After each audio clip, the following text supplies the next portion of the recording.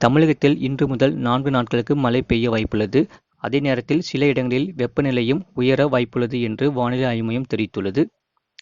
இந்நிலையில் தென்னிந்திய பகுதிகளில் மேல்வளிமண்டலத்தின் கீழடுக்கில் கிழக்கு திசை காற்றும் மேற்கு திசை காற்றும் சந்திக்கும் பகுதி நிலவுகிறது. மேலும் தமிழக கடலோரப் பகுதிகளில் மேல்வளிமண்டலத்தின் கீழடுக்கு சுழற்சி நிலவுகிறது. இதன் காரணமாக மே 5, 6, 7ஆம் தேதிகளில் தமிழ்நாடு, புதுச்சேரி மற்றும் காரைக்கால் பகுதிகளில் சில இடங்களில் இடி மின்னலுடன் கூடிய லேசானது முதல் மிதமான மழை பெய்யக்கூடும்.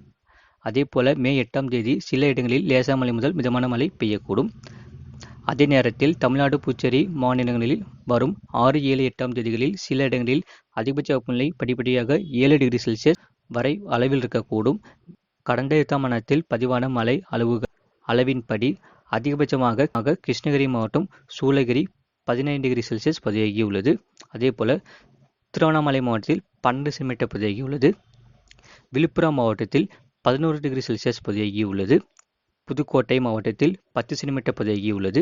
தென்கிழக்கு வங்கக்கடல் பகுதியில் வரும் 7ஆம் தேதி காற்றழுத்த தாழ்வு பகுதி உருவாகி புயலாக வலு பெறக்கூடும். இதனால் வரும் 7, 8ஆம் தேதிகளில் தென்கிழக்கு வங்கக்கடல் பகுதிகளில் மணிக்கு 80 கிலோமீட்டர் வேகத்தில் சூறாவளி காற்று வீசக்கூடும். எனவே இப்பகுதிகளில் மீனவர்கள் செல்ல வேண்டாம் என்று அறிவிக்கப்படுகிறார்கள்.